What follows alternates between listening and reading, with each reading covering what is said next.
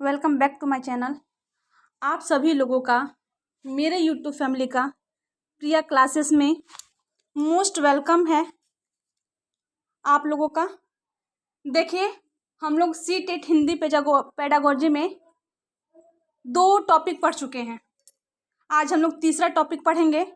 कल हम लोग पढ़े थे भाषा सीखने के चरण पढ़े थे, जिसमें बच्चा 5 तरीकों से सीखता है। पहला कूकना, जो 6 सप्ताह तक चलता है। दूसरा बलबलाना, जो 6 माह तक चलता है।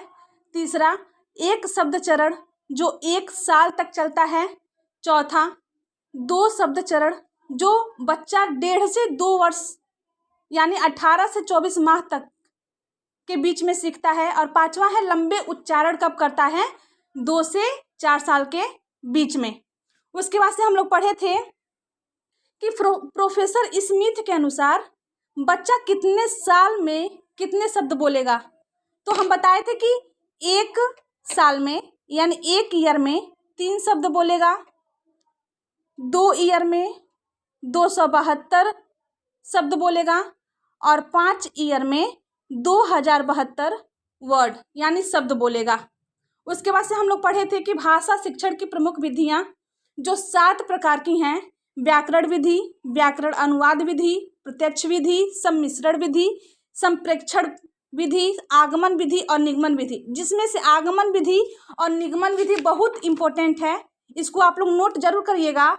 आगमन विधि हमेशा उदाहरण से नियम की ओर चलता है, विशिष्ट से सामान्य की ओर चलता है, ज्ञात से अज्ञात की ओर चलता है। जैसे हम कहें कि पहले संज्ञा के उदाहरण देते हुए, यानी पहले हम उदाहरण देंगे, बाद में हम उसका परिभाषा बताएंगे। आगमन विधि में ये होता है।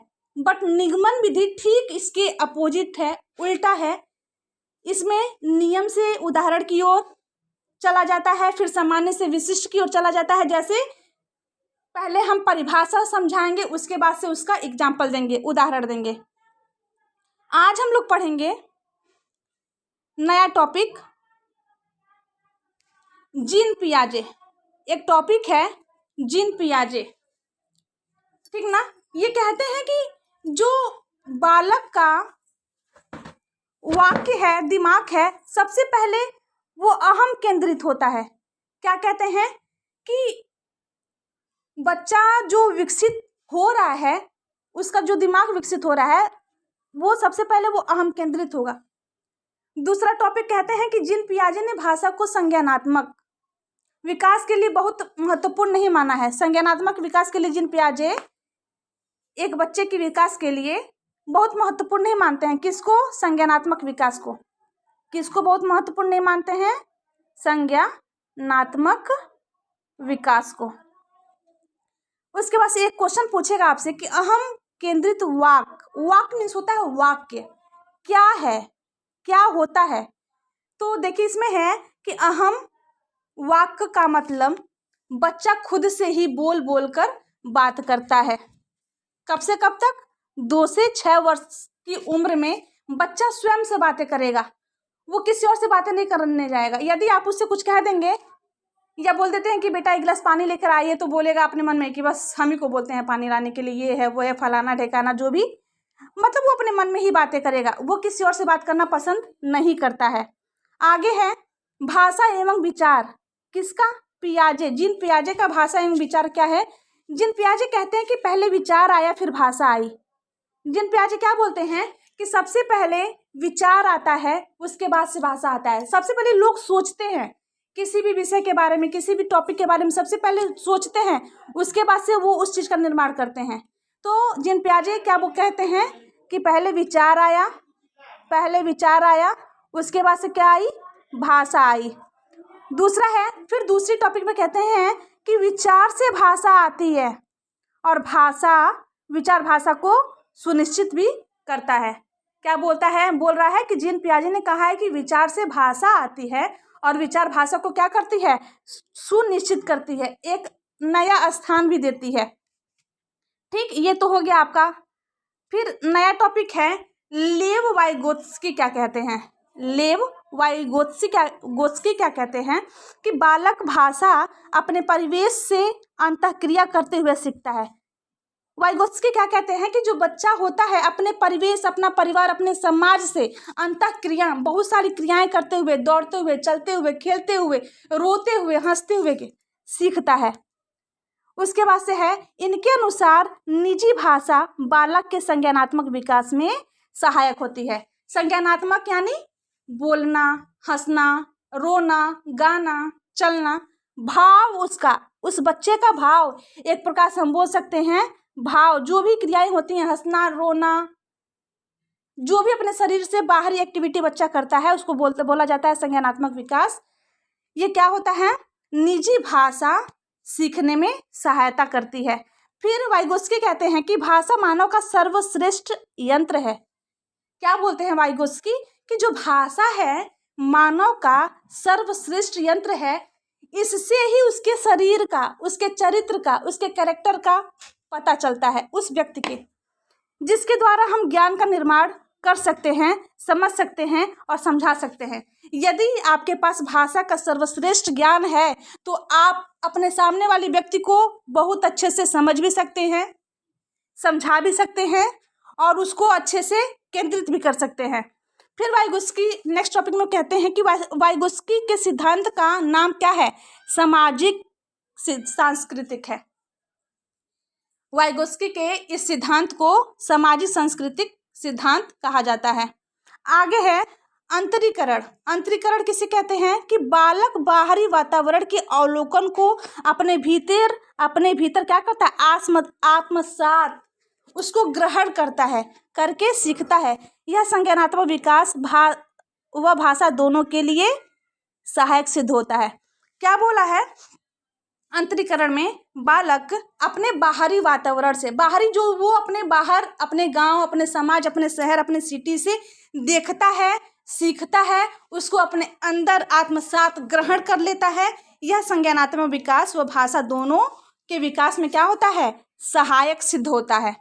आगे हम लोग देखेंगे यहाँ पे लेव वाइगोत्स्की के सिद्धांत में भाषा के 3 महत्वपूर्ण पक्ष हैं।